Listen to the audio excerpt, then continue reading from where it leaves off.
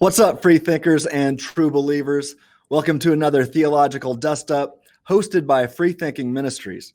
I'm Dr. Tim Stratton, and today we're going to be discussing an issue of theology that doesn't seem to be widely discussed among academics, pastors, or even most Christians in general, at least through a theological lens, anyway. Today, the topic of conversation is the theology of physical fitness. Now, most people don't know this, but my undergrad degree was focused on health and physical education. And it was during this time of my life, back in the 90s, that I was transformed, not just physically, but also spiritually. These things kind of went together. They were hand in hand in my life. Well, my guest today is a theologian who has also been transformed physically not too long ago. He's also my boss, so I better be careful. So with that said, please welcome to the show, Dr. Johnathan Pritchett. What's up? What's up, Jonathan? What's up, man? Nothing, man. How are you doing? I'm doing good. I just can't talk today very well, so. Well, you're having a Leighton Flowers moment. That's what I call those when you get words wrong. So I have them too. So it happens to the best of us. And yeah. Worst, so. Well, that's the story of my life. Well, hey, Jonathan, I think it was a couple years ago now, you and I started talking on social media before I started working with you at Trinity. Yeah. And really what we found in common was that we were two people who took theology very seriously and also took physical fitness and health seriously. But before we start unpacking the theology of physical fitness, share with our viewers just a little bit about Johnathan Pritchett. What should our viewers know about you? Well, my day job, I am the Vice President of Academic Affairs here at Trinity College of the Bible and Theological Seminary, which makes me your boss. Insofar as you do work for us, and I try to keep you as busy as possible, to get our money's worth out of you, Tim. So, right, that's right. And we live here in Evansville, where our campus is at. I have my wife and my two youngest teenagers still with us, and I have an older son back in my home state of Arkansas. He lives there with his wife. And we have a backyard farm, so I've got chickens running around in the backyard. Yeah. We've got a garden. We live in the county outside of Evansville, but it's still like a suburb area. But the laws don't apply. So inside the city limits, you can only have 3 chickens outside of, and no roosters outside the city limits. There's no regulation. So our roosters annoy all of our neighbors. It's fantastic. I love it. I get up early so they don't bother me at all. Nice. We're trying to do a little bit, our backyard's not massive. It's in, a little suburban type area, but, do our own gardening and stuff. So we got that going on. I'm an adult fan of Lego. None of my 3 kids really got into Lego, but I did as a kid, and I've kept that as an adult. And of course, I like to geek out about theology and biblical studies, and I like to read a lot of books. And I'm recently got back into fitness after way too long of a gap letting myself go. So I used to be a year-round swimmer in my younger days, and then I stayed pretty fit because you and I both have a history of being in bands, rocking out whenever we could in front of, if you're lucky, 500 people, most normally less than 100, living the dream, right? And so, I stayed pretty active and healthy until my mid-20s or so. And then you start to pack on the pounds after marriage and kids come along. And then you have I need to get in shape. And so I got back in shape. And then as my 30s wore on, I got to, and this is the thing, because I started seminary in my academic career late. I was 29 when I started my general education, right? And so I was in my late 30s by the time I'd finished my doctorate. And by the time I was 42 and settled into this job, I had blown up to about 220 pounds, which for a guy with a relatively small frame, towering 5'8", man, it just looked really bad. And I started to have all kinds of health problems, heart problems, blood pressure problems, hypertension, anxiety piled on top of that. I was on like 5 different meds, in and out of the emergency room a couple times. It Were was you like, really? yeah. So Hmm. that's when I rediscovered a love for fitness because I didn't want to die, before I'm 55 or something. Right.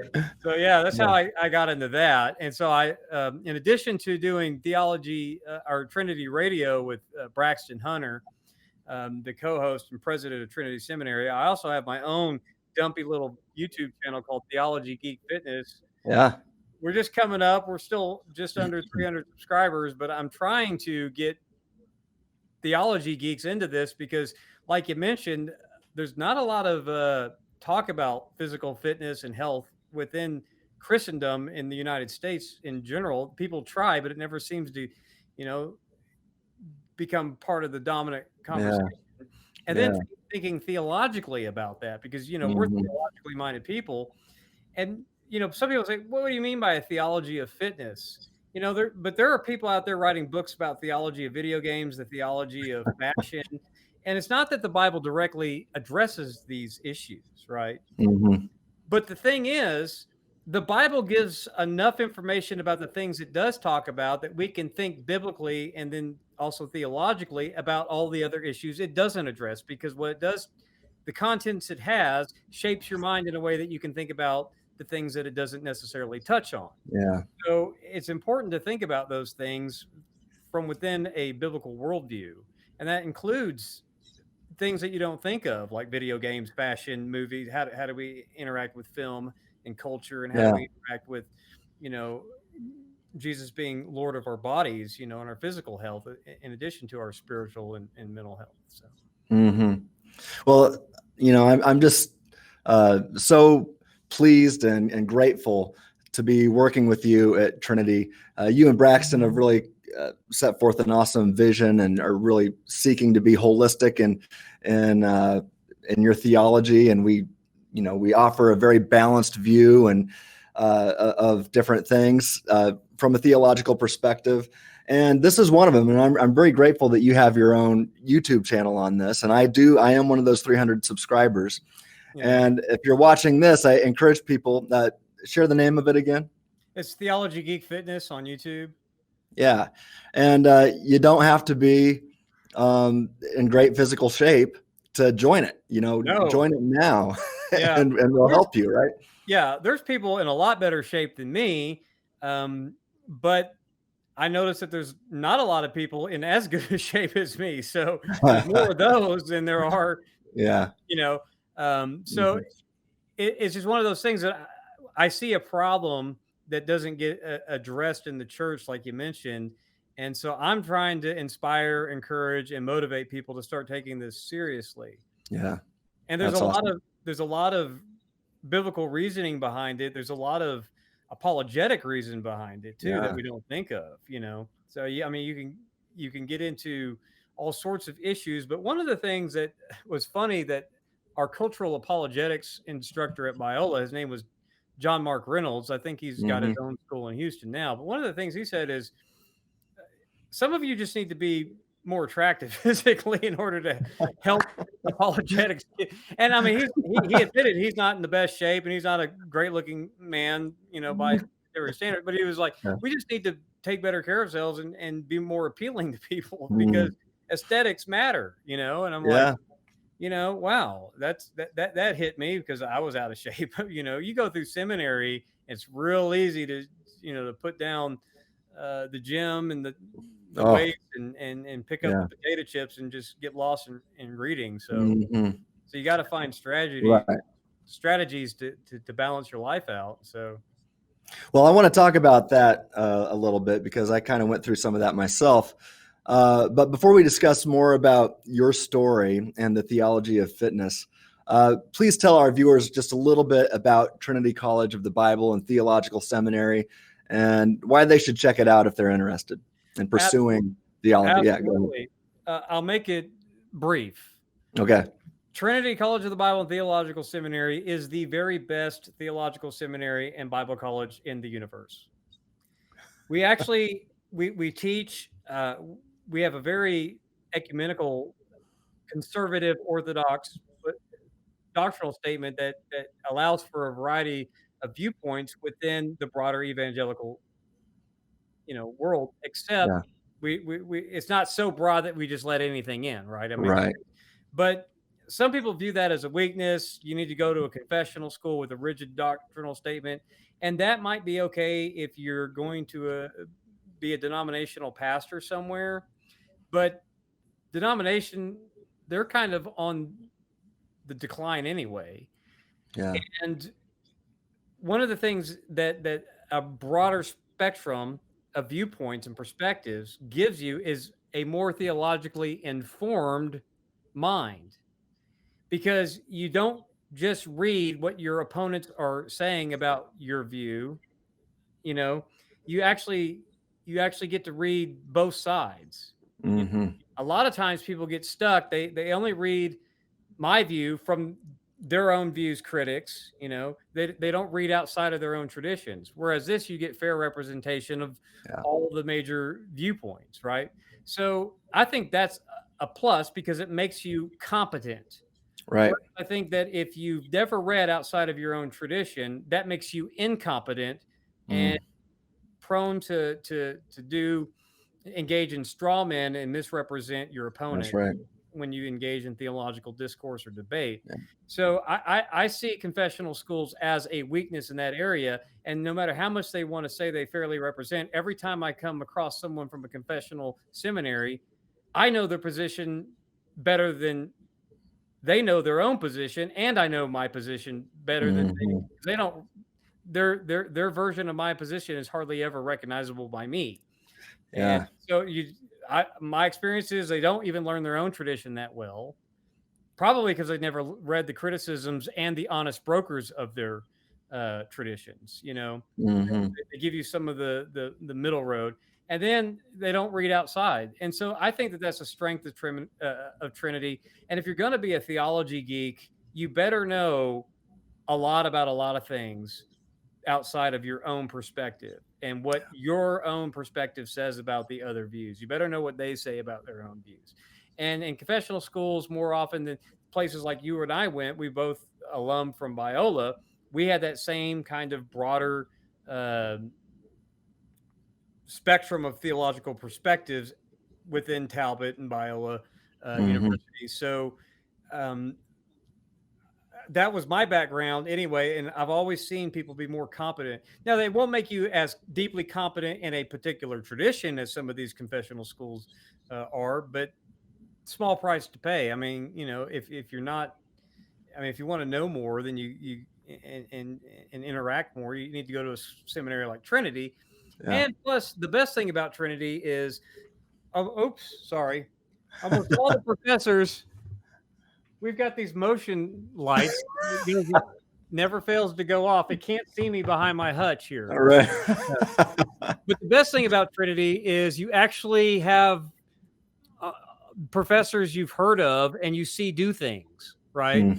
So if you want to go to professors whose names you recognize and you actually see them do things in the field and in the academic literature, Trinity's got it all. So we have the best faculty in the world as far as I'm concerned. Well, I love being on the team there. And, I've a lot of times I'll bring up Chris Date because he and I have almost completely opposite views across the board. We disagree on almost everything. We find a few things here and there to agree on. Yeah. But Chris and I love each other and we love working together and having these conversations with each other. And it really, I think it does provide our students with a broad range of views and different ways of seeing things, and students get to make up their own mind at the end of the day. Yeah. And so, I love what we're doing there. Highly encourage people to check out Trinity Theological Seminary and College of the Bible if they're thinking about pursuing a theological education. I love it. So I love it too, and we're so glad to have you. I remember our phone call. I'm going to share some personal information. When I said to you, I said, "Don't be stupid and say no." You remember that? Yeah, I do. Don't be stupid and say no to me. I was like, well, let me think about it a little bit. Don't be stupid. Don't be stupid. You need Yeah, to do this. yeah. I'm glad I freely chose to say yes. Yes. You were smart. You worked for the best seminary in the world, and we're better because of you, brother. Yeah, So well, thank you. Thank you. All right. Well, let's get back to the theology of physical fitness. yeah. I'll never forget what one of my professors said on the last day of class before I graduated with my undergrad at the University of Nebraska at Kearney.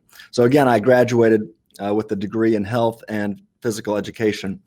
And Dr. Ed Scantling said this, my very last class of my entire undergrad. He said, physical fitness is not guaranteed to add years to your life, but it is guaranteed to add life to your years. And that really struck me, and it stuck with me after all these years. And I've made a commitment to stay active and to always take exercise and physical fitness seriously. I mean, after all, who doesn't want life added to their years? Right. And I've found that the better I feel physically, the better I typically do in all other aspects of life. In fact, I've found the opposite to be true as well. You mentioned how, when you're at seminary or, it's easy to get out of shape physically because you're so focused on spiritual and mental health. So it's easy to turn your back on physical health. And I remember when I was at Biola and I was preparing for my first semester of finals, I decided I thought it'd be a good idea, to take my academics seriously, that I was going to take a month off from exercise. So I'd have more time to study and nail my finals and all that kind of stuff. And wow, that turned out to be a horrible decision. I realized that there seems to be a tight connection between the mental, physical, and even the spiritual. We shouldn't turn our back on any of those aspects of our existence. And I realized that I seemed to have a stronger mental life when I was getting regular physical exercise. So from that point on, I made sure not to neglect physical exercise throughout the remainder of my education at Biola or while pursuing my doctorate. In fact, I made a commitment to always work out and exercise almost every single day while I was studying, even while I was working on my dissertation. So anyway, with all that said, Johnathan, have you experienced, I think you have since you mentioned something along these lines, but tell us about your experience. And have you seen a connection between the physical, mental, and even the spiritual? Absolutely. We'll take the mental first. You think that you're accomplishing a lot by neglecting other things, but I have found that my mental acuity and clarity has been drastically improved because I just feel better and my mind is clearer. And of course, a lot of that is a combination of nutrition and the exercise and all of that. Um, Spiritually, I seem to be more nice than I used to be, believe it or not.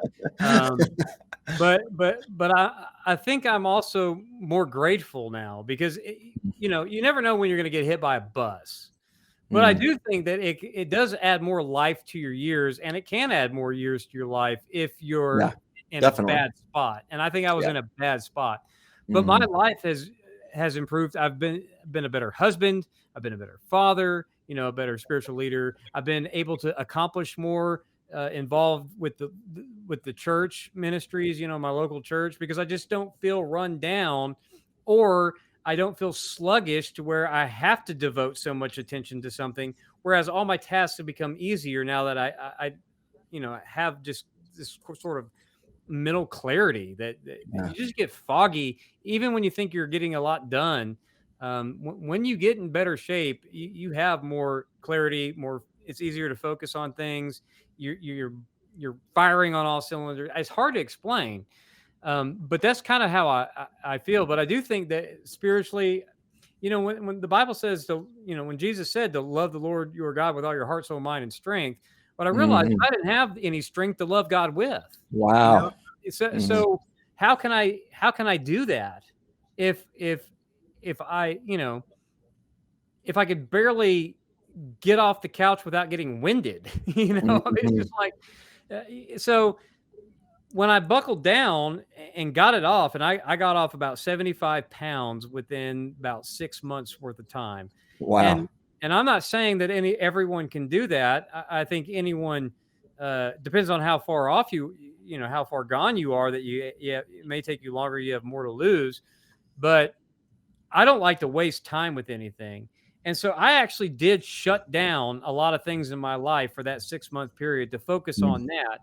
But once it was over, I was able to catch back up with everything else, pretty quickly, as well as do a lot more because I was just more physically capable of doing more. Mm-hmm. I was more rested. I was more energized. I was more focused. I could get more things done with better clarity. And so I don't think that I think shutting a lot of things out. Now, of course, you still have your normal responsibilities, but clearing out as much as I could to get that taken care of. And I probably did it in a way that I don't really like to halfway do things, and I want something over as soon as humanly possible. So it probably why it went so quick for me. Hmm. And it stinks.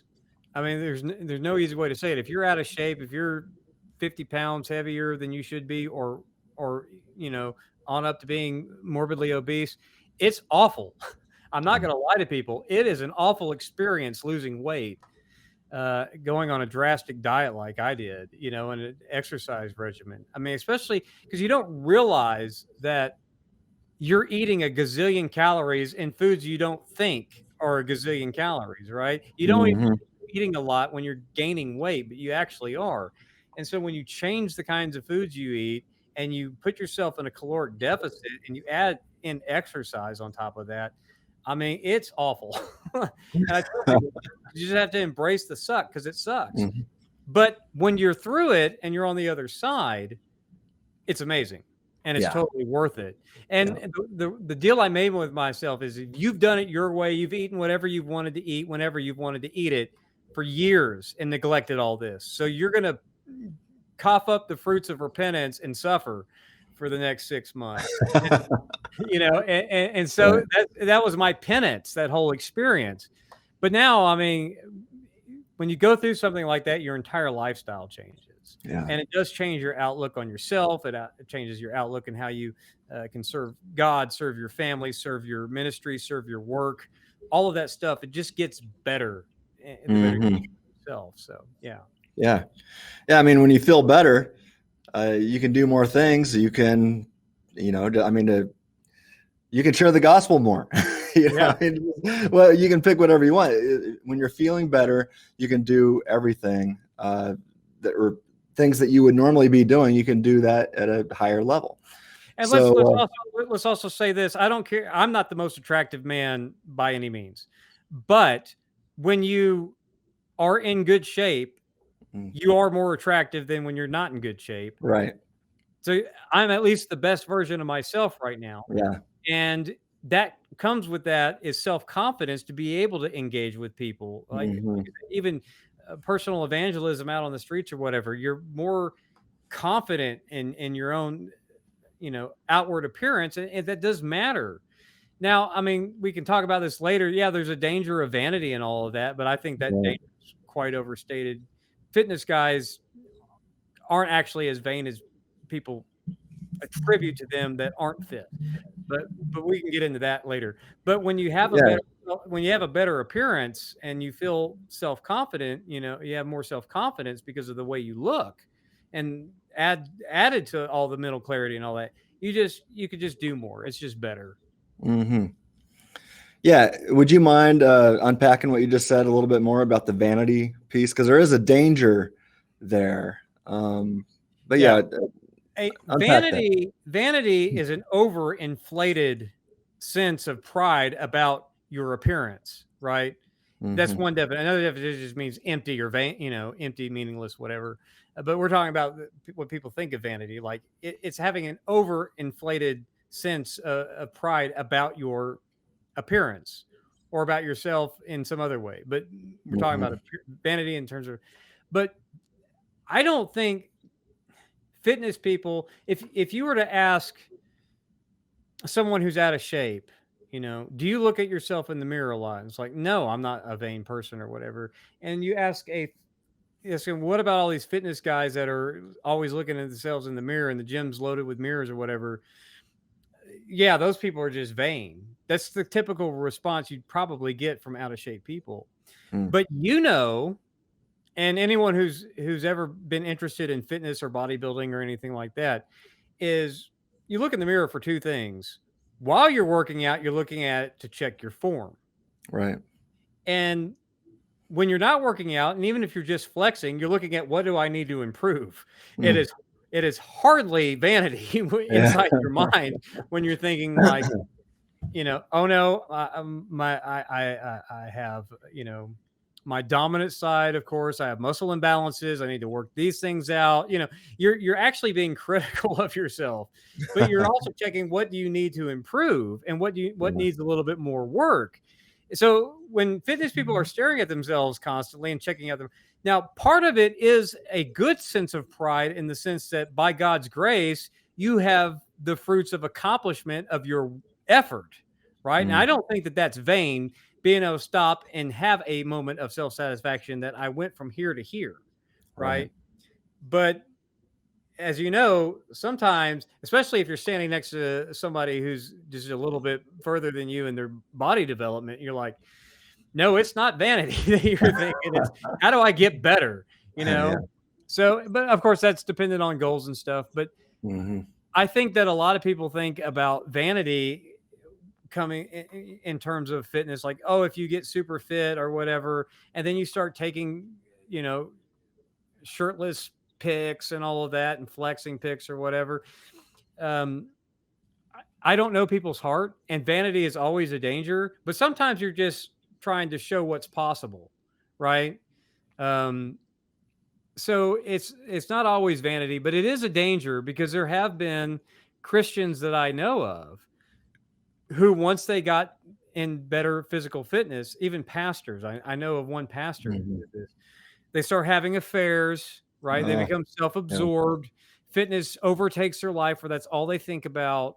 They neglect their other responsibilities. They go try to be some major Instagram guy or gal or whatever, and I know a guy who blew up his entire ministry after, chasing after fitness stuff. And it is a danger. And a lot of that runs to vanity, and that bad kind of pride can lead you into all sorts of other sins that can wreck your life. Yeah. No doubt but that's not most people, I don't think. I mean, I can think of less than 5 people that I know that that's ever really happened, and only 2 of them are in ministry, for that's happened. But I know a lot of guys, not necessarily theology geeks, but I know a lot of church folks. The more I meet, the more they're into healthy lifestyles and stuff. And, they're just solid church guys, they don't have any sort of besetting sins in their life. They haven't wrecked their life or whatever. But I do want to say that is a danger, that there can be that bad sense of pride, that bad sense of vanity that leads you down into wrecking your entire marriage or history or whatever. So that's like I said, the Bible doesn't directly address the idea of fitness, and we can get to 1 Timothy 4:8 in a minute. But it does address so many things that are related to it, and vanity and pride in a bad sense. That is always a danger and a threat. But I don't think that it's as dangerous as other people attribute to people like us, who, I mean, you've posted flex pics before, more so years ago than now, but we don't see too many these days. So, but I mean, but you're not thinking, "Ooh, look at me! Look how sexy I am with my biceps" or whatever. It's not even going through your mind. You're just wanting to help encourage and motivate people, And in fact, let's face it, more guys are checking that stuff out than girls. Right. Well, I'll tell you this. I mean, I think the most important thing here is to note that it is a danger, and it's good to have accountability. Yeah. And so you brought up that infamous flex picture that I put on Facebook, and I actually, what was going through my head at that point is I also shared a picture of me at 16 years old, where I really looked like a walking skeleton. I was definitely the skinniest, weakest high schooler most people have ever seen. Yeah. And then I showed a picture of me after, Bulked up. 3 decades of working out, and I was a bit more bulked up. But I was thankful for my board because they were keeping me accountable. They're like, you know what, maybe you might want to, even if you're not struggling with vanity, some people might think you are. Maybe you should be careful with those kinds of things. And so, I appreciate good accountability and, just being careful. Yeah. Though, to push back against your board on that, if you're not struggling with vanity and that's not your heart when you post pictures like that, I know this is we've kind of gone over what we're going to talk about, but just a preview that does inspire people, right? Pics like that. And girls aren't checking out Tim Stratton, as much as people might think they are. It's really more dudes going, man, that's awesome. I need to get up. And so I don't know. I'd push back and say, if he's swimming, does he really need to wear a shirt in the pool? It's not that big of a deal. I mean, I know that there's a modesty issue and a vanity issue and all that, but I do think that Christians can take it too far, and where it's a lot of other people's insecurities projecting upon their standards upon people that comes from a place of insecurity about their own physicality, more so than it is actually your problem with vanity.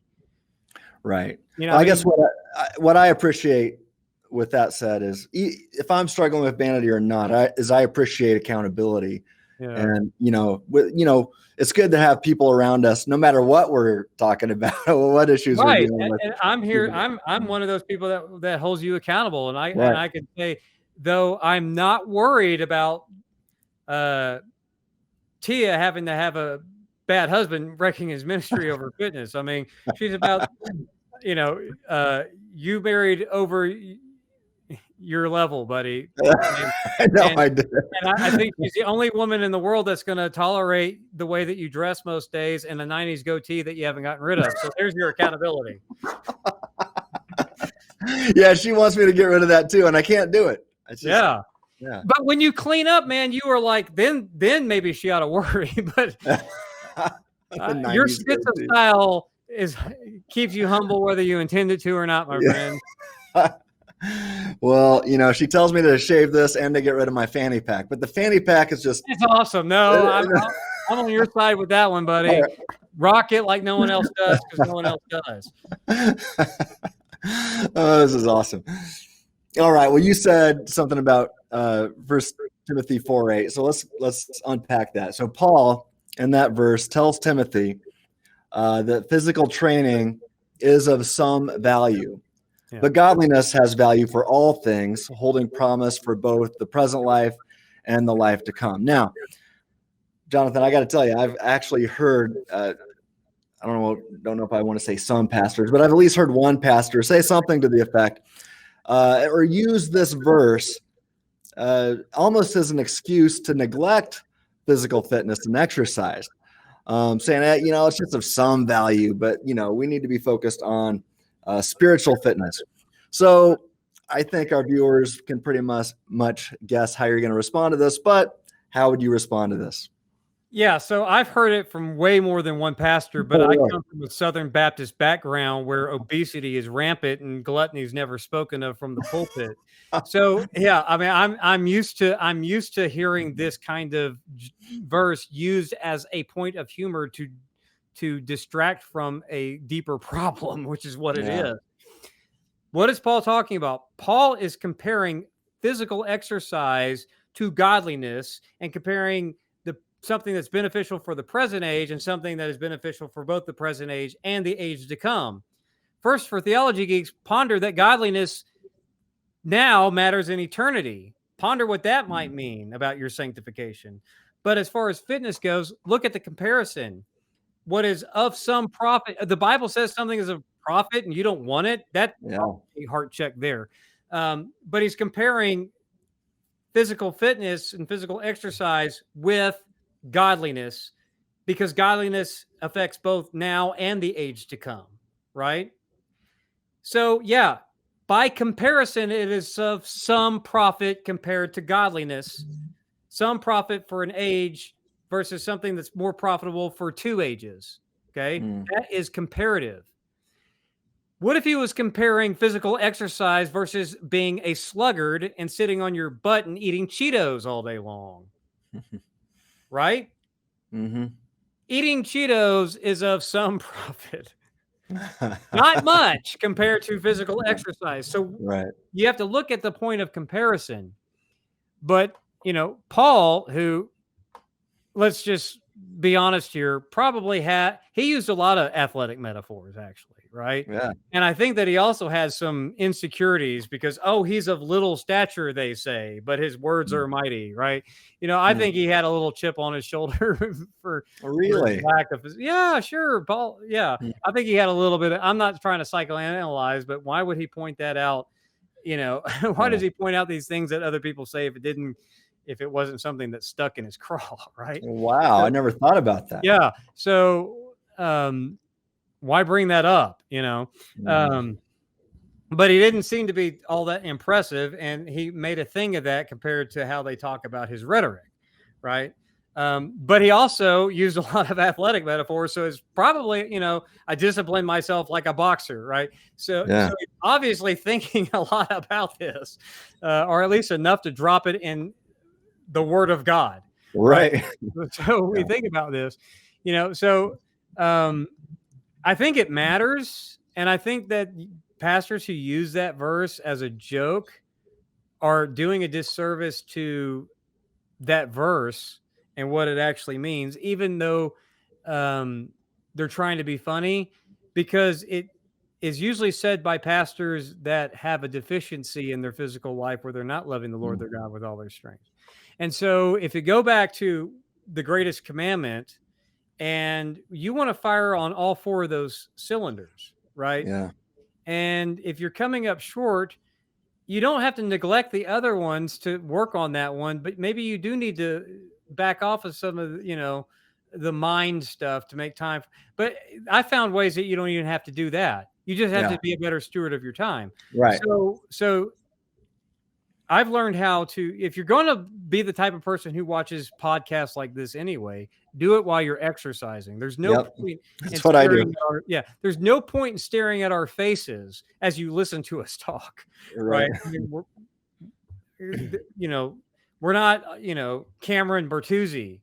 Right. So, I mean, you don't have to check, don't come to us for style, for hairdos, or for how to have, cool t-shirts.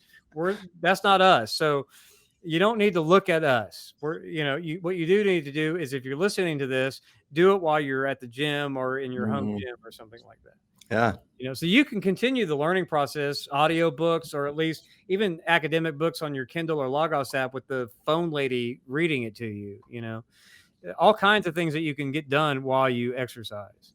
Yep. You don't have to put too much aside in order to incorporate this in your life. Now, caveat that you may have to some if you have to get your whole life changed around like I did, but not as much as you think. That was for a short time. Yes. And it's worth it because it makes everything better going forward. Right. Yeah, when I took that month break at the end of my first semester at Biola, after a couple of weeks into that, I felt like my brain wasn't working as it normally did. And I found that connection between the physical and the mental. Yeah. And I felt like that it even overflowed into the spiritual. And when I started making sure that I was working out on a regular basis, I felt like my brain started firing on all cylinders again. So it's vital to I think, how did you say it? You want to fire on all four of the cylinders of the greatest commandment, right? Right. And that is a way to love God and love God with your body. He gave it to you. He blessed you with this. It's the best, it's the only one you get right now. You're going to get another one eventually. Yeah. But as of right now, you're to be a good steward and you ought to honor God with it. And so honor God with your workouts. Yeah. You need to honor your body is a gift. We're not Gnostics, right? The physical world is God's creation. Your body is a gift. The gift of life that you live in that body is grace, right? Yeah. You don't have to exist, and you don't have to exist the way that you exist. And of course, one of the things that I do on my Facebook page, like in my own feed, is I will see people who are in their 70s. I will see amputees. I will see people with all sorts of like muscular dystrophy or whatever. I will see them in these videos getting after it, doing the best that they can. And then I'll always just ask in my, in the comment, what's on your mind? Say, what's your excuse? Because these people are getting after it. So no matter what condition or body type you have, if you're a Christian, you need to incorporate that into your life. You need to have fitness and nutrition in your life, because I don't think that we're intended to be the worst versions of ourselves as we try to honor God in the body. Yeah. I think we're intended to be our best. And on this side of the fall, on the one hand, and on this side of the eschaton on the other, what are you going to do? And what are you doing with your life? Now, people are born with all sorts of issues, right? Some worse than others. But are you being the best version of yourself that you can be in order to glorify God, no matter what your circumstances are? Do the best with what you've got. Right. And with what God gave you, because he didn't have to give any of it. And so I'm always inspired by these people that I see out there, that no matter what their deformities or their disabilities are, they are out there tearing it up and getting or their age. Or their age. And then I look at people around me and I'm like, why aren't you doing this? Because if I can do it, and I've got horrible genes, really. My fat cell density is off the charts, right? Probably not as bad as some, but I don't have the best genes. But I still am able to do the best that I can and get results that I never thought that I could, especially in, like, I used to be a year-round swimmer, and of course body, the kind of things that you do for that's different than just regular fitness, but I've never been in this good a shape, even when I was in my teens and 20s. I haven't been, and I've never been this muscular. That's for sure. And my genes are terrible. I have bad genes. I don't have good Tim Stratton genes. Well, there's a couple guys that I think of just in my neck of the woods. In fact, I think you shared an article that I shared about a guy that's 100 years old right now.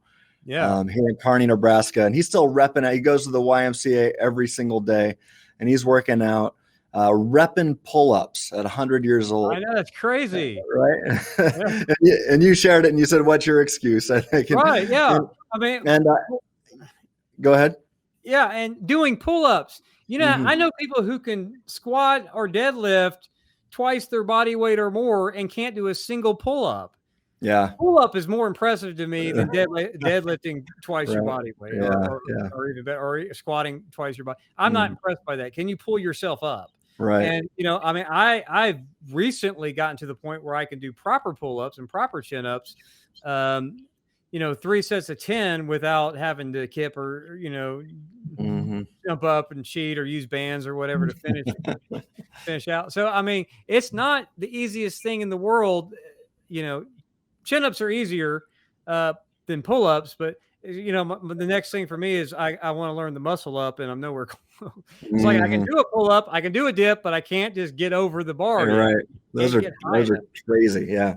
Right. But that to me is more impressive than how much weight you can lift, because I know guys that are flabby and out of shape that can probably squat more than I can, but can't do a single body weight dip, much less a pull-up or a chin-up. So I'm like, yeah. So, depending on, I guess it all depends on what your goals are, but yeah, guys that are in their hundreds doing that, wow, that's life goal. If God grants me the life extension to that long, I'll still be doing it. Maybe not at the Y where it smells funny, but Another guy that I want to give a shout out to is one of my old sparring partners, because I used to do MMA and jiu-jitsu. Still dabble around in jiu-jitsu a little bit now that my son's doing it, and spar with him a little bit. But anyway, this guy named Ruston Hughes, he was my sparring partner. Great guy. But he had a weird, I think, a blood clot issue in his leg and wound up losing his leg. And I'll tell you what, this guy now lives in Denver area anyway. And he's maybe the most physically fit man on the planet. He's pushing 50 years old probably, and just shredded. He just seeks to honor God with his body. He does the best with what he's got. He doesn't have a leg. He still does jujitsu, still competes in jujitsu without a leg, and is tearing it up. I mean, he's probably one of the world's best jujitsu guys with that's missing a limb.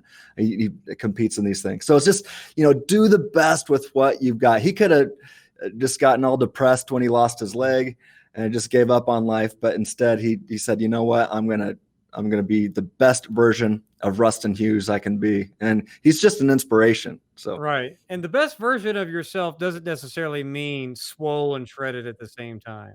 Right. Yeah. Every one of us has genetic limits. Right. And I'm probably going to cap out at my, if I in fitness groups, I share more shirtless pics than I do like on my, right. And occasionally on my Theology, Geek, Fitness Instagram, I'll do like a body update because I showed my before picture, I showed my after picture, and then every now and then I'll take a shirtless shot so that people can see my progress, right? Right. And so as of today, if my weight loss result that after pick was 145, I'm at 154, and I'm at the same body weight percentage. And one guy body fat percentage. And one guy asked me, he said, I could have swore that you weigh 270. And that's because I have low body fat. And I'm like, so it's a little bit more definition. And I'm like, no, I only weigh 154, and I fluctuate a little bit, because getting gains natural is hard. Losing weight is a piece of cake, compared to gaining lean muscle mass, because you get all of that in the first 2 years, and then it is centimeter by centimeter bulking up. It's horrible. Yeah. And that's why you can get swole up from where you started over 30 years. But if you're all natural, it takes a long time because you get all your initial gains in the first couple of years, and then it's bit by bit. So, and you can only think of, depending on your genetics, 20 to 40 pounds heavier natural, and then you're going to lose some of that if you want to cut to get that shredded look, and only people that are on HGH or steroids or whatever can have that shredded yet massive size, Right. And I don't do that. So, and I'm never going to do that. And I don't encourage people to do that. So, but when I talk about being physically fit and healthy, you don't have to get shredded. But the thing is, if you can't get massive bulk like you want, and you're not happy just being lean, then getting shredded is your only alternative, right? So that's what I decided to do. I never set out to be shredded, but then when I realized that I could be, that's kind of where I ended up, shredded in so the best that I can. Some people say that I'm shredded. Some people, I don't know how you could go see on my website, where I'm at now in a video. Well, if you've got a six-pack, you got six-pack abs. I think I call that shredded. I don't know. Yeah. Yeah. Yeah. Here's the thing about that. Anyone can have a six-pack. Anyone. The question is, are you willing to put up with the kind of diet to get to the body fat percentage necessary to show your abs? So people say abs are made in the kitchen. I say that's a half truth. You have to have defined ab muscles built up in order for them to show when you get your body fat down. Yeah. So it's a little bit of both. You have to work your abs and your core to get definition. But you also, depending on your fat cell density in your body, some people their abs are on full glory display at 16% body fat, and it makes me sick because they've just got awesome genes. Yeah. Some people's genes are so bad they have to get into single digits, which requires a diet that I'm not even on. For me, it's somewhere between 10 and 12% body fat in order to show your abs. So can you put up with the kind of diet and low body fat percentage that's required for your genetic type?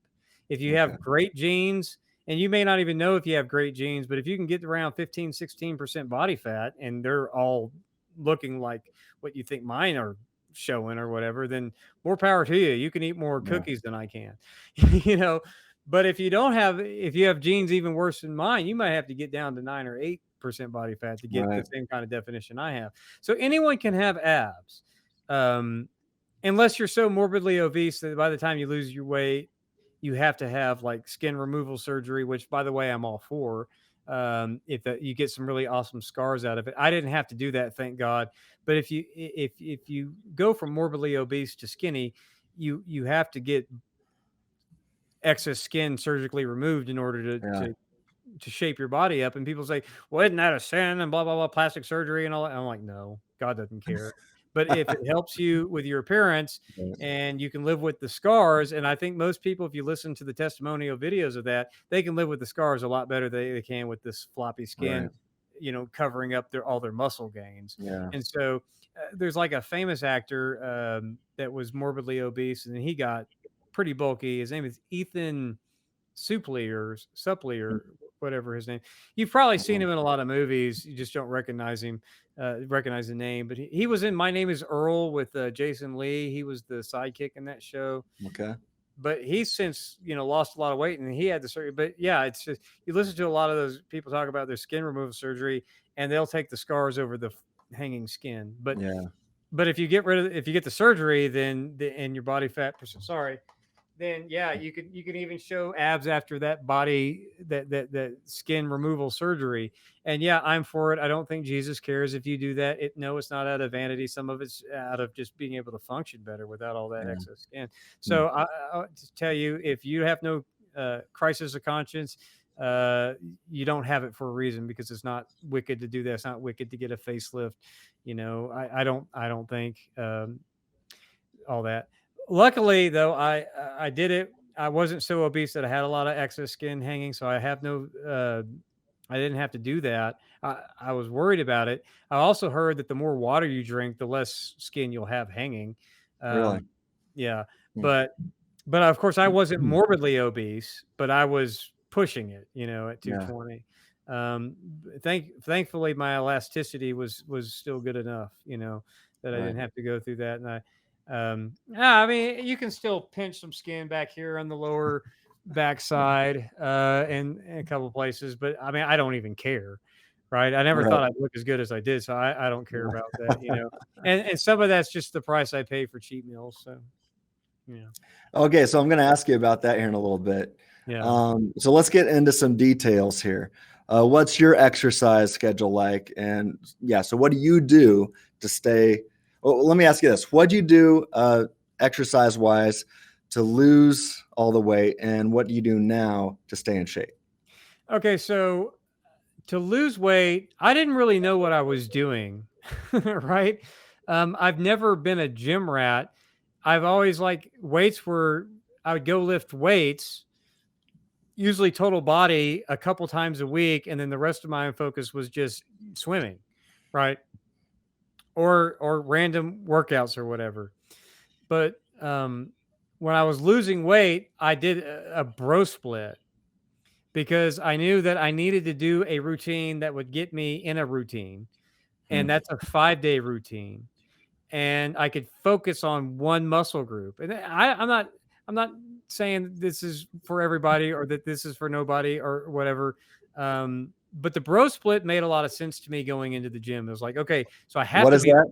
the The bro bro split, the split? 5-day split. Yeah, the 5-day muscle split where it's, chest, back, uh, Oh, arms, shoulders, legs, or however you want to okay. break those 5 days, a different muscle group each day. Yeah. And then you do a little bit of core at the end of each muscle group.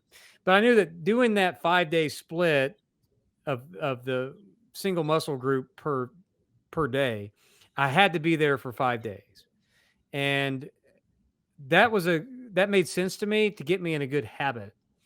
And focusing on one thing at a time also made sense to me. It doesn't make sense to me now as the way to go in perpetuity, but it made sense to me at the time.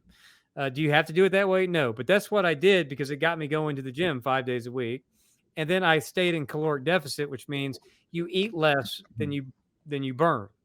Mm-hmm. And so I knew that I wanted to lose. I originally thought about 65 pounds. It ended up being 75 pounds. But I Wow. wanted to lose 2 pounds a week on average. And so I knew I needed to expend this amount of calories. So that's 5 days in the gym.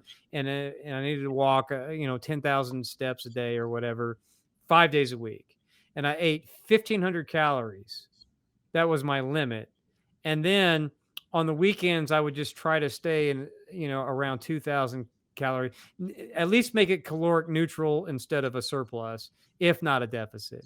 And I still tried to eat relatively healthy. But both in my weight loss and my current routines, as far as food goes, I eat the same things every day of the week for most meals. What's that? Well, on my weight loss, it was usually a couple eggs for breakfast, right? I would eat a sandwich for lunch, like a turkey sandwich with bread. I never said, oh, no carbs or no dairy. I never went. I don't believe in that. It works for a lot of people, but it doesn't work for me. Plus, if you're exercising, you don't mind carbs. Right. And then I would do like a snack, 100-calorie snack for lunch. For afternoon snack. And then I just eat a smaller portion of whatever my wife fixed for dinner. And that was it. So you would eat whatever she made for dinner. Right. But we eat relatively healthy. It's fish, chicken, or beef, and a couple of veggies. So we always typically eat healthy. So then it was about portion control. And on the weekends, I would, that's when we do like our pastas or our enchiladas or, something that's a little bit. So you would have a cheat meal or day or whatever. When I was losing weight, I would have a cheat weekend in the sense that I still counted my calories, but I wasn't so particular about, is this high fat? Is this high carb? Is this, whatever. If I wanted spaghetti, I ate spaghetti. And that you would just have a small portion? Smaller portion, right. Yeah. I would just weigh my food, right? But I would increase the calories on my rest days. And that helped me not go insane. Right. And so could I have done it in even less time if I was strict on my diet? I don't think so. Maybe, but I doubt it. Because what usually happens is if you go insane on your diets, your cheat meal becomes an explosion and you have 2 combo meals that day and you have about 4,000 calories in your system, right? And you don't even think about it because it doesn't look like that much food, but you're eating foods that are high in calorie. Yeah. So I would rather spread that out and not go insane. Which you will, especially if you're eating the same things. But part of it was just lazy. I knew how many calories were in 2 eggs. I knew how many calories after I measured it once was in this turkey sandwich with cheese, lettuce, tomato, 2 slices of bread, and the low-fat mayonnaise and the mustard. I knew how many. So it was just easy for me to track. I know how many calories is in this little 100-calorie pack of trail mix or this protein bar. And so that's the reason why I ate the same thing. It's just too lazy to keep calculating calories for every meal. Yeah.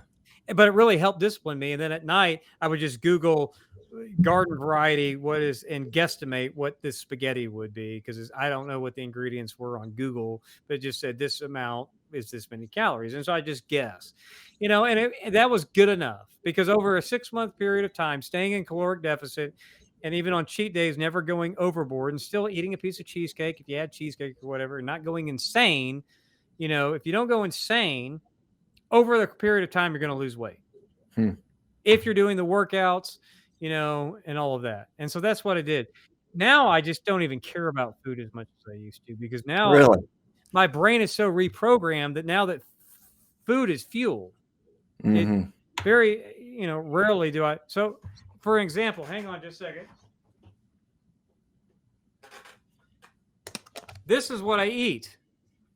I prep Sundays for my entire week. It's rice and chicken, right? And if it's not chicken, it's going to be turkey or a slab of beef. And if it's not rice, it's going to be quinoa. And if it's not broccoli, it's going to be Brussels sprouts or spinach. It's just the same stuff every week.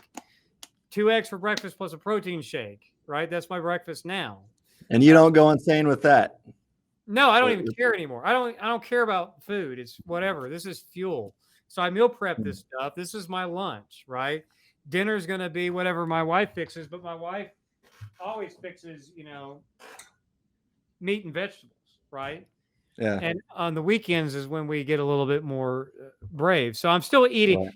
So at night, I'm still going to eat. There's going to be a chicken or fish, right? There's going to be, I might get potato, which is still fine. It's hard to prep a lot of potato and make it Yeah. taste good by the end of the week.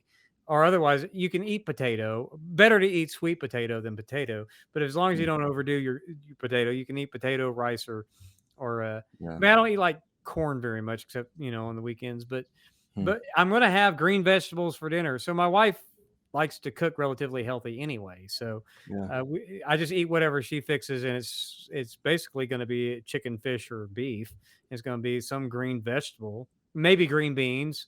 It's a nice change. But I just buy. It makes my shopping so easy. I'm going to eat chicken, tilapia, turkey, or meat. And so I just rice cooker takes about 25-30 minutes to finish the rice, and while that's done, I've got my green vegetable and all of my protein cooked, and I have my entire week's worth of lunches done in less than 30 minutes. Do you share your the diet plan you're on?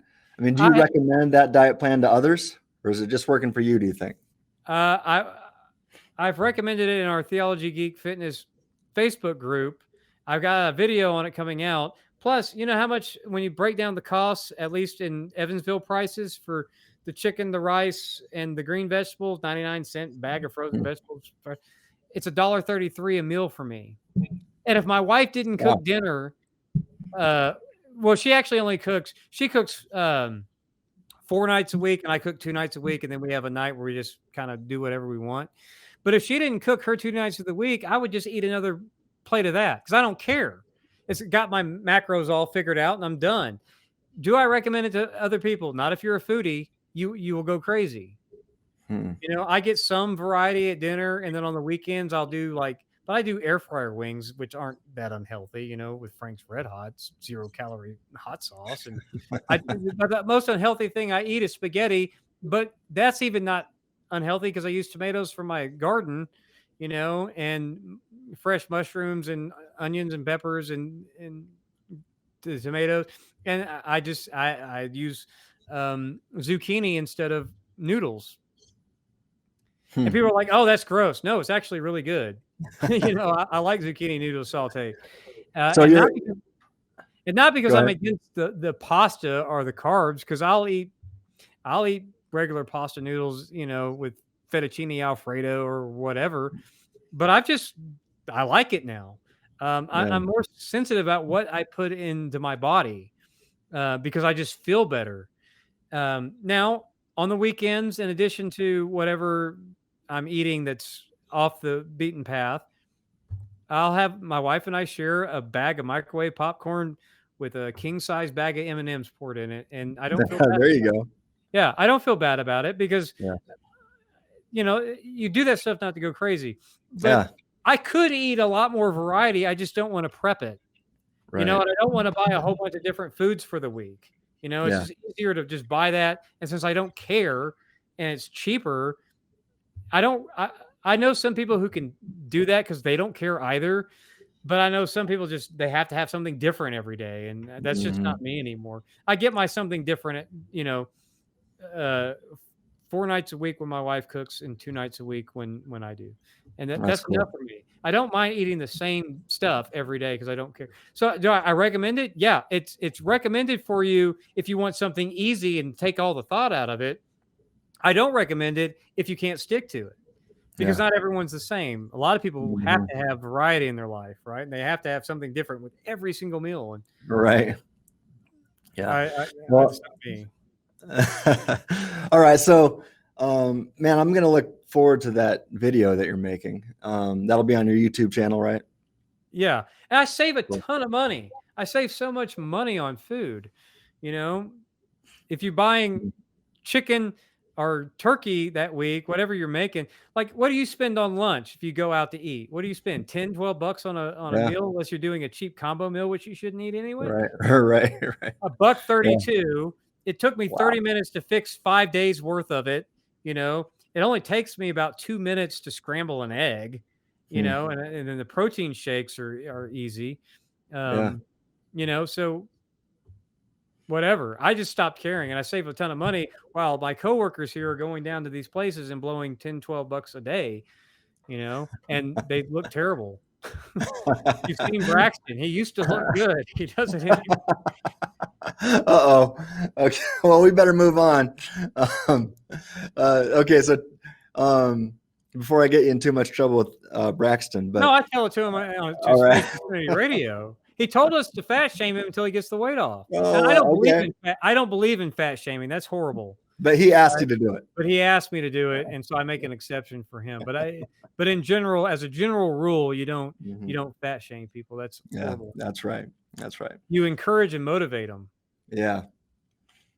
All right. Well, let's talk about your workout routines and what you would recommend to others. And let's talk about this. What types of gear would you recommend? Free weights, machines, home gym stuff. I think you like bands and body weight exercises. Yeah. And also, what do you think about home gyms or commercial gyms? Get into all that. Yeah. What do you recommend? Yeah, I have a whole video on that, but my thing is simple. Subjectively, per person, you're going to like what you like. You may like free weights. You may like machines. You may like a little bit of both. You may like kettlebells. You may like dumbbells. You may like all of it, right? Mm-hmm. Whatever. Objectively speaking, though, most people who have gym memberships don't go, right? So I don't care when someone tells me that they like to lift heavy weights. I'm looking at you and saying, you're a heavyweight. You might as well just do body weight, right? Because at least you might do it because you have a gym membership and you don't go, right? So most people don't actually go to the gym who have a gym membership. And so I don't recommend gym memberships to most people unless you are going to go. I started in the gym. I have no problem with gym. I started with free weights and machines. I have no problem with them. That's great if you'll go.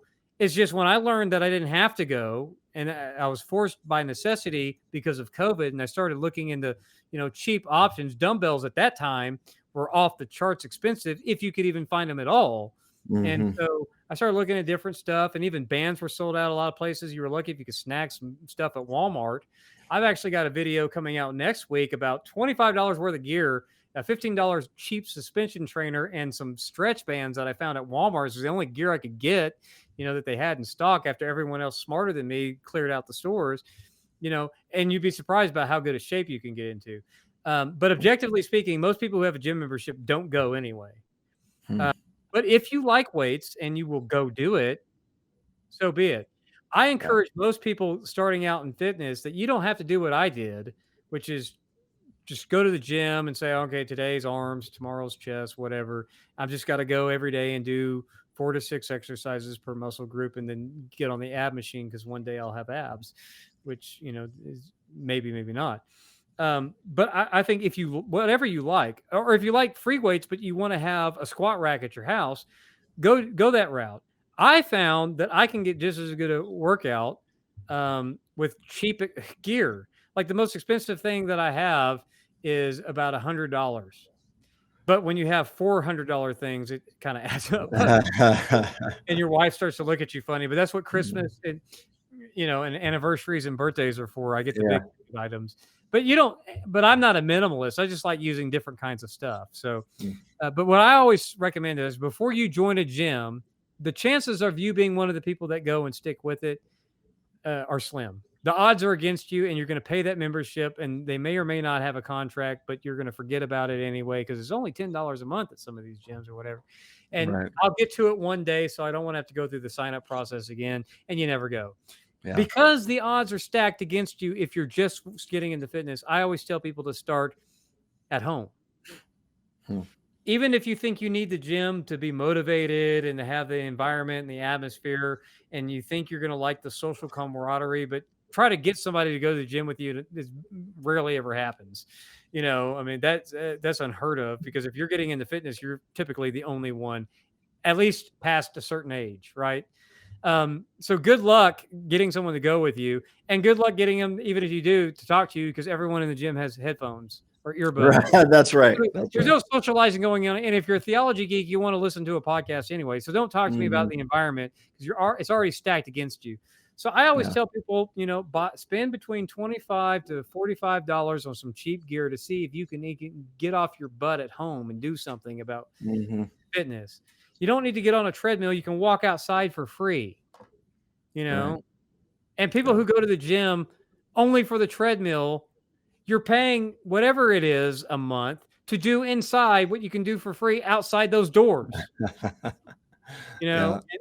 So I always encourage people, unless you've got like some serious fitness buddy or a trainer that you're paying for, and you're going to go to the gym every day and you're just looking to get started, start at home.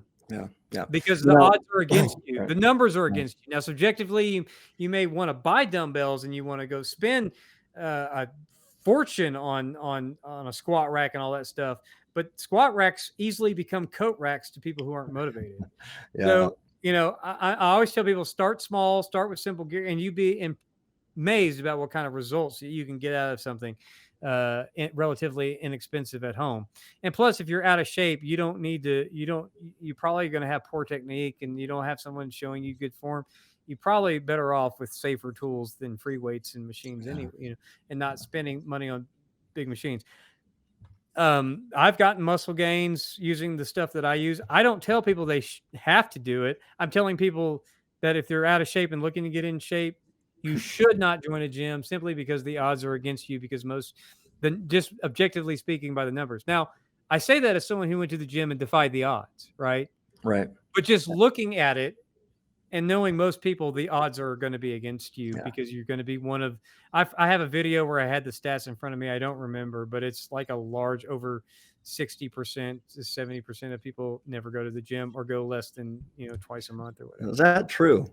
Yeah. Wow. I had no idea. I do go to the gym and it works for me, but maybe I'm one of the few. But here's the point. Yeah. Do something. Yeah. My routine I spend 3 hours because I've been recording my videos in my office so that my patrons can follow along and see what I'm doing. I do the basis of my normal week is I do a push-pull legs split and then add a 20-minute core either on one of those days or on a different day. Yeah. And because I'm getting into calisthenics, I might try to practice a calisthenics skill, which is not the same thing as exercise, okay? Trying to do a planche is not an exercise. That's a skill. And there's no point to it other than I want to learn how to do it. And you have to be certain physical fitness plus skills in order to do certain calisthenics moves. So I don't even film that stuff because no one should care what my additional hobby is. Right. But I could have done a 3 to 4 day split and instead of the 5 day split and still would have lost all the weight. It's just all about how you program it. So I do push pull legs and then 20-minute core. When you total up the running time of all of that, it's about 3 hours and 20 minutes. So it's 3.3 hours out of 168 a week comes to less than 2% of my time is spent. Wait, so what's your daily workout? How long is your daily workout on average? Because I cram it all into the push day is about an hour. The pull day is about an hour. It's about 50 minutes on leg day, mainly because I'm resting more because legs take a little bit more out of me because I've got bird legs, but I'm really trying to get them to grow. But, 45 to 50 minutes. And then I'll do a 20 to 30 minute, depending on what I'm doing, core thing. And so I'll typically do that on a different day, or sometimes I'll do legs and part of my core workout or some sort of cardio like jump rope or this inertial wave thing that's kind of like battle ropes. So it's 3 to 4 days a week, but the time commitment is still the same. It's about 3 hours and 20 minutes when you pile all those, because I timed it on these videos. What am I putting into this? So 3.3 hours out of 168 comes out to less 1.98% of my hourly week is spent. Less than 2% of my time is spent on fitness. Well, that's crazy. And you can lose 75 pounds. with that minimal amount of time. But that is about that amount of time spread out. Now, I will say when I was walking 10,000 steps, that took a couple of hours, a few hours actually a day, some in the morning, some at night. And was that part of your workout while you were losing the weight? All the walking? But now I this is my cardio. My cardio is I'll do about 10 minutes of jump rope, which is about all I can tolerate, or 10 to 15 minutes on my battle rope type thing. But other than that, the extent of my cardio is when I bother, I just pedal this thing under my desk while I read emails and that works. Well, I don't know. I know it's kept me. I'll get 5 to 10,000 steps registered on this thing and quit because I don't need to do a lot of cardio because cardio. You don't even need to do a lot of cardio to lose weight. That's kind of a myth. What cardio does to people is it causes you to burn more calories, which increases your hunger and causes you to cheat more than you should.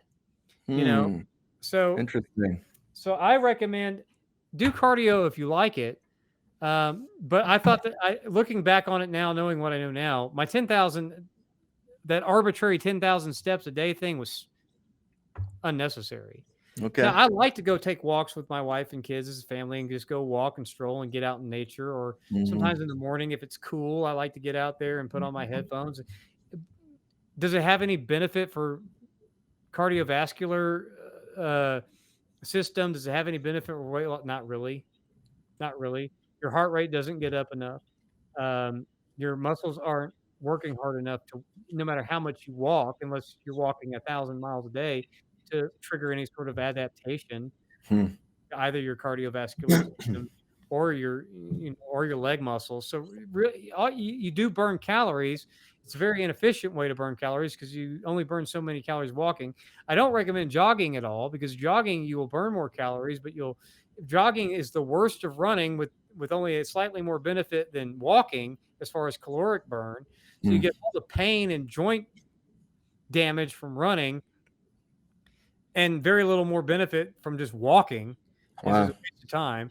Unless you like jogging, then go do it, but it's not very good.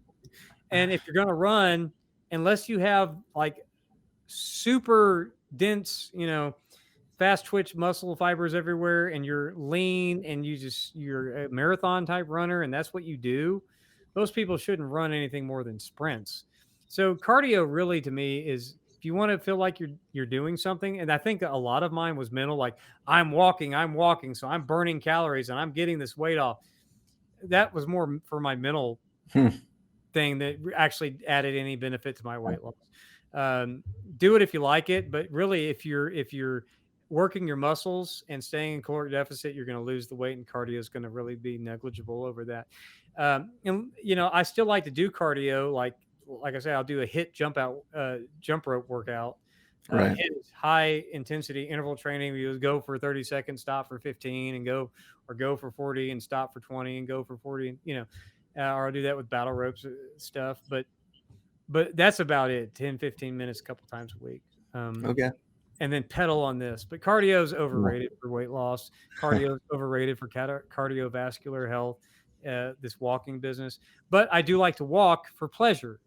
And so I still do go on walks when it's not super hot outside. So, but again, that's a guy who's not even a personal trainer talking on YouTube telling you what he's read from studies, because I'm a nerd and so I get into these kind of studies.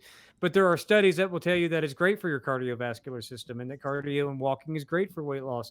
So don't just take my word for it. See what works for you. Because remember, take everything I say with a grain of salt. I'm not a professional. You know way more about this than I do. I'm just telling you what worked for me and what I thought was working for me that I've come to realize didn't really do anything for me. And I happen to agree with that science, but everything's debated in science, right? Even in exercise science. So, but I like what you're saying here. You're not claiming to be an expert. You're saying what worked for you and what works for you. Yeah. And what I did that I don't think worked for me, which is like 10,000 steps a day or whatever. Right. Stay in caloric deficit and work your muscles, and you actually will burn more calories in muscle repair than you will from walking for an hour. But Yeah, I mean, it's just been amazing to see your transformation, and you're definitely, I would say, you're one of my fitness role models.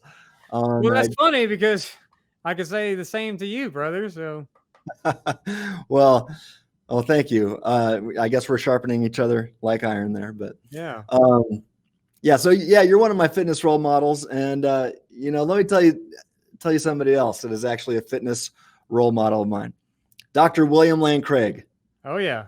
I don't know if you saw that one coming or not, but he's a guy that should really inspire all of us to exercise, I think. Dr. Craig was actually born with a rare, I think, a genetic disease, and his condition has afflicted his nervous system since he was born, and it's caused atrophy in his hands and his feet. And he said that I was reading an article on this, and he said that his case was relatively light, but it was still debilitating nonetheless. But as a boy, he couldn't run normally, and that prevented him from really competing in sports. But he was very athletic. Not athletic, he was very competitive, I should say. He was highly competitive, and he still, he couldn't play sports, so he took his competitive nature to the field of academic debate, and the rest is history, right? And by the way, God used evil and suffering for good here, and allowed Dr. Craig to suffer as a young boy, but that allowed he transformed the world of academic Christianity and has strengthened the faith of probably millions of Christians around the world. People wonder why God allows evil, but I digress. Here's the thing. Dr. Craig, I think, is now 71 years old. And not long ago, I read that he was exercising 6 mornings a week, every day but Sunday, I think. And he said that, I think this was when he was still in his maybe late 60s, but he said he was in better shape then than he was when he was in his 20s. So here's a guy. I mean, why is the WLC a fitness role model to me? Because here's a guy that's doing the best with what he's got. And that's something that we should all aspire to do. Each and every one of us can follow Dr. Craig's example, no matter what fitness level you're at, no matter what obstacles you face, no matter how old you are, no matter what. I mean, he's got a genetic condition that's affecting his limbs, yet he is hitting the gym every day before he starts his studies. So, I mean, I'm impressed by that. It does inspire me to continue working out. Noticed that I was watching, I think it was The Case for Christ, not the fictionalized movie version that came out a couple years ago. Like the Hollywood version, the documentary that Lee Strobel did, where he was interviewing like Ben Witherington and I think some other, William Lane Craig was in it. And they would show people playing guitar, doing their hobbies or whatever. But when it came to William Lane Craig, he was lifting weights in the video, and it showed his kind of intro. Really? Yeah. That's when I first noticed it. Like, wow, he's, he always looked trim in a suit, but I always seen him in a suit. But when you see him in a wife beater that he was wearing in that video, and he's bench pressing, and he sits over, you see his guns, you're like, dang, William Lane Craig. I know. And so then I went and started reading up on him. And yeah, you can find the articles that talk about his fitness thing.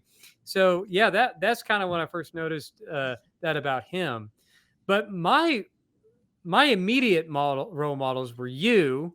Really? Because you were an apologist, right? And you were taking gun pictures and putting on gun shows. And Dr. Adam Harwood from Southwestern, he's always stayed real. He's a runner, which is stupid, but he's always stayed relatively fit and healthy and trim, And here I was just knew I had to get my life under control. Mm-hmm. And I had a friend,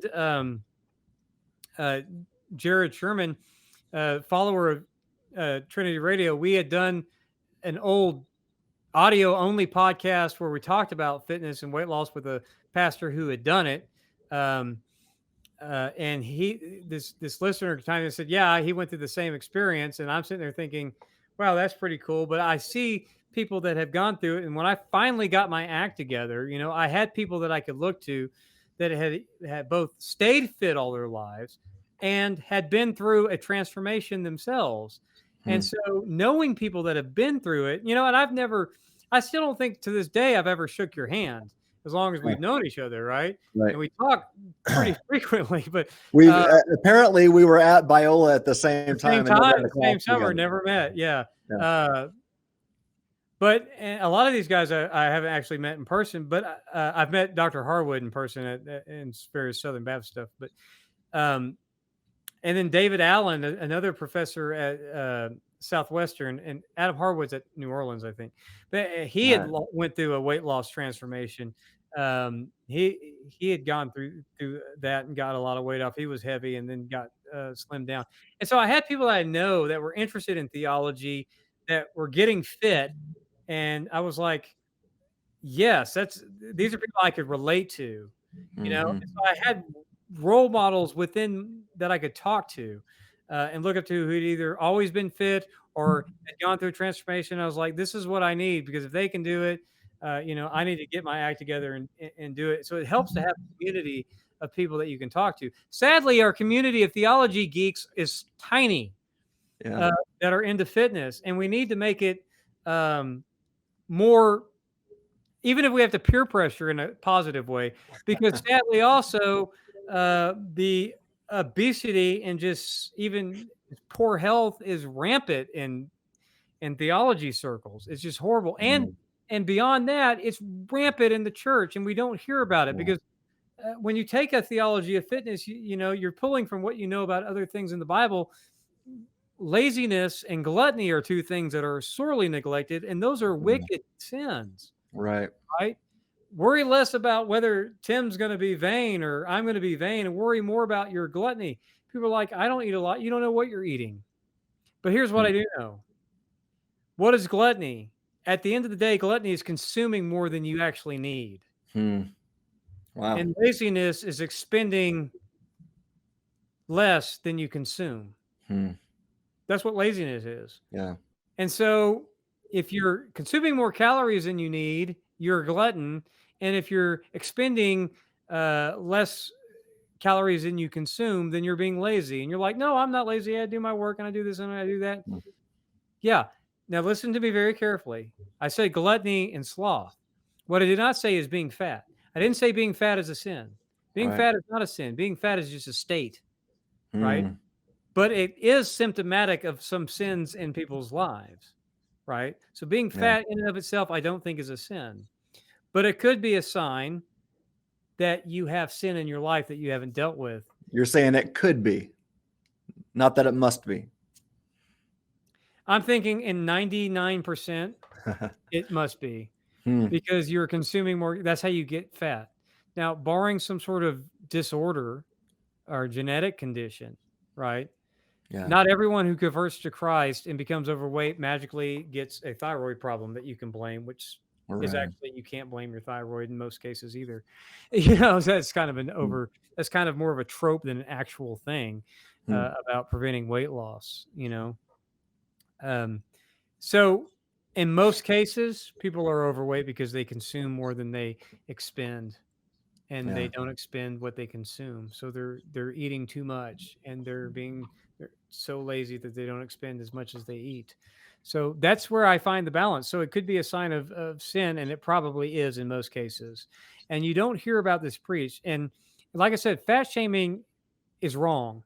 But I thank God for Braxton Hunter's dad, who looked at me after I'd been in the hospital twice, had hypertension, had high cholesterol, you know, had high blood pressure. My PS levels were going higher, and I was on, you know, statins, and I was on other things, and my anxiety was getting high.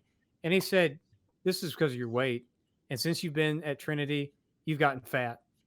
Wow. And you need to do something about it. And wow, he wasn't pulling any punches. So he can use the F word with me, right? Because he's not trying to be mean. Right. He's just like, I mean, is there a plight? You've gained a lot of weight. That's really actually not nicer. It's not nice to hear it. So I didn't care that he used fat and said that you put on a lot of weight. He said, you gotten fat. And he's right. I had. And thank God he cared enough to say it. Now, if you're not 70 and a good old boy from Tennessee, maybe you can say you're gaining a little too much weight, or you can put it more delicate with some people. Yeah.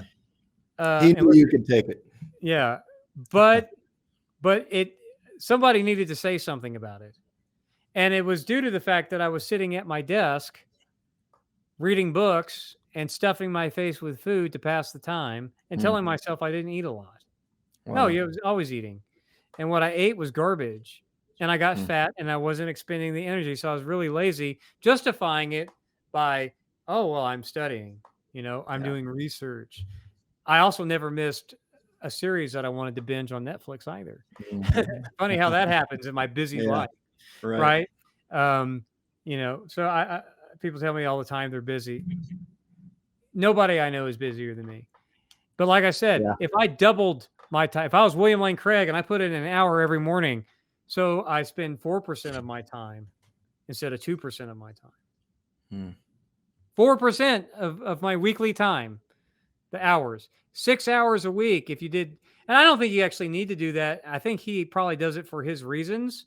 I've tried 6-day upper lower, stuff. But it depends on how you train. He may not be training close to near failure or to failure in all his workouts. So he might be doing it more for the, enjoyment. But I don't recover fast enough to train like that anymore. Right. I do 3 to 4 days a week. And that's mainly just to get it out of the way. I'd rather spend a whole hour than like when I was doing but I switch up my routine. So I still will go to a 5-day bro split, but it's still going to come out to so on my routine where I'm doing push-pull legs, it's 4 chest exercises on push day, along with 2 tricep exercises and 2 shoulder exercises. Well, I'm on arm day, I'm still going to do 2 tricep and 2 bicep exercises, and that's pretty much it. So, I mean, it'll still be the same time allotment, just spread out because of the way I train. Now I'll mix up the exercises, there's multiple ways to work a tricep or biceps, whether you're doing skull crushers or overhead extensions or kickbacks or pull downs or what there's a billion different ways you can do it, but I'm still only going to do 2 because of the way I train. I'm going to train it to near failure. So it's going to be the same 3 hours and 20 minutes, no matter what I do, because I pretty much figured out what my limit is. And that's one thing I like about resistance bands over free weights is if I start with, say I'm going to do some overhead presses and I start with some 40-pound dumbbells, right? Well, if by my 3rd set I'm fatiguing, I might go put those down and do the last couple of reps or the whole last set with do a drop set or something because I'm running out. With bands, I don't run out of steam because I can always adjust on the fly and let out some slack and still finish my set at near failure or at failure if that's what my goal is. And so you don't have to adjust and set down weights and stuff when you do bands. And I get just as much because at the end of the day, am I getting mechanical tension? Yes. Am I getting metabolic stress? Yes. Am I getting muscle damage? Yes. Is it hypertrophy? Yes. Check all the boxes, whether it's a rock, whether it's your body weight, whether it's a band, whether it's a dumbbell, whether it's a kettlebell, whether it's a bar and weight plates, whatever. At the end of the day, you want your 3 M's, right? If you're trying to build a physique, you want your metabolic stress, you need some kind of mechanical attention, whether it's your body or weights or bands or whatever, sandbag, who cares?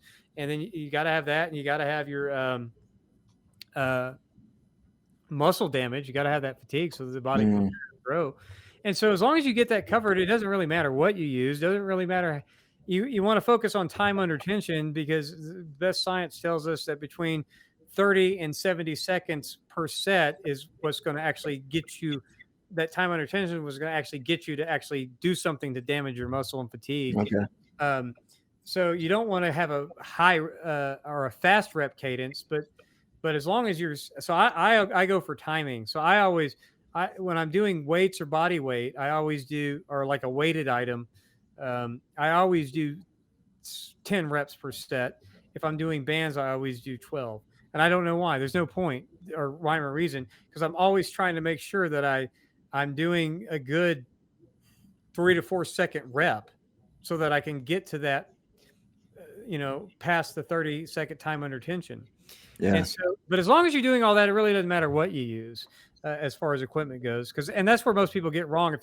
If you're banging out a set of 10 reps and you're doing 2 seconds per rep, bam, bam, bam, bam, back and forth, your set is completely wasted. You burnt some calories, but you didn't do anything because no matter how heavy you lifted, you only had less than the threshold minimum for time under tension to actually do anything to trigger an activation. So really, I don't tell people what your rep count is needs to be. I just 3 sets of 10 for weight. It's always standard, right? Sometimes you can do 3 sets of, if you're doing powerlifting, and you're going for strength, you want to lower your reps and increase your rest time. But for bodybuilding or just muscle building or whatever, 8 to 12, but you want to make sure that your sets last longer than 30 seconds, but you don't really need to go over 70, at least at the settings which I'm familiar with. So I don't really tell people what, I just stick to what works for me, which is usually 3 sets of 10 on weighted stuff. If I'm using the bands, I'll go ahead to 12, because that's what I'm used to as far as getting that fatiguing point. Like I said, no matter what kind of split I do, I'm not gonna, because of the way I work out and where my weight is, if I'm using weights, or where my resistance level is with tension, and always trying to get progressive overload over time, I'm never going to be able to work out longer than 3 hours and 20 minutes a week, no matter how I split that routine up, because I'm always going to hit my wall or hit near failure on my workouts, or hit failure. And so I can't go anymore.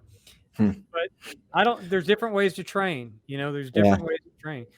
So that's just for me. I don't do a whole lot. When I was losing weight, I do a lot of the circuit stuff and round timers and all of that stuff, on for 40 seconds, like HIIT training or Tabata or Tabata, or however you say that. I don't do a whole lot of that except for my cardio stuff. Most of my stuff is sets and reps. And that's what I recommend to most people getting started anyway. And you can find all kinds of workouts on YouTube where they're on those circuit clock timers and all of that. I don't recommend that for people to start out, though. They don't, number one, if they're only 10, 15 minutes, they're not going to do much for you. Number two, you're probably not in good enough shape to do them anyway if you're just getting started. Right. So I always tell people, just stick to standard workouts, whether it's bands or weights or whatever. Stick to, get good at your deadlift, your squat, your bench, if you're doing free weights, get, throw in some ancillary workouts, some isolation stuff. It's real simple. Exercise is real simple. It comes down to 4 movements and five lifts, right? I mean, you've got, what you really need to do is you have what's called a push, you have a pull, you have a hip hinge, and you have a knee flexion, like a squat, Hinge at the hip is like the main one being like a deadlift. A push exercise would be like a bench press. A pull or an overhead press is another pull or push. A pull is like a row or a pull up or a chin up or something. Pulling exercise works your posterior chain. So really 4 basic movements, 5 major lifts, which is the big 3, what they call would be like squat, deadlift, and bench press, right? And then you want to throw in an overhead press and then a vertical pull in there somewhere. And I mean, and then everything else is a variation. And then you have isolation work exercise, like a concentration curl, where you're just working that bicep and you're only, it's not a compound. It's not multiple joints moving multiple muscles. It's just working a single joint, one muscle exercise, like a bicep curl, a concentration curl. You throw in some of those as extra, but working out is really simple. So I always tell people to stick to basic exercises, a couple of compounds, a couple of isolation, and move on with your life. Well, I'll tell you what, in 45 minutes, I've got a jujitsu workout to do. So I got to meet my son. What's that? So you need to go do that. I do. That's my calisthenics. That's my hobby. You don't need to do MMA. It's fun. It's not going to get you in shape or better shape than going. It's going to get you better at a skill like calisthenics. Now, some calisthenics is exercise like push-ups and pull-ups and stuff. But I mean, like trying to do a plan for a muscle, you don't need that to be fit. Yeah, nah. But yeah, go do MMA because that's awesome. Well, with that said, I just want to thank you for being on our show today, Johnathan. And I'd love to have you back here soon, maybe to discuss some of your other, theological hobby horses. We can get into Calvinism. I love to. I love about that. We don't rant about that enough on Trinity Radio anymore. I gotta irritate our buddy Chris Date. That's right. Well, yeah, we'll have you back on soon, and we'll discuss that. Talk some Molinism and free will and Calvinism and all that. Yeah.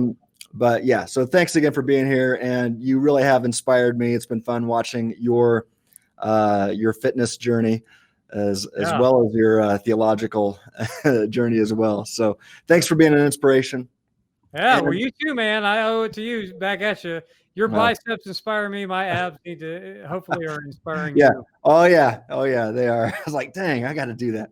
But anyway, if you're watching this video and you found it helpful at all, please support us by hitting that like button, share it, and of course, please subscribe to our YouTube channel.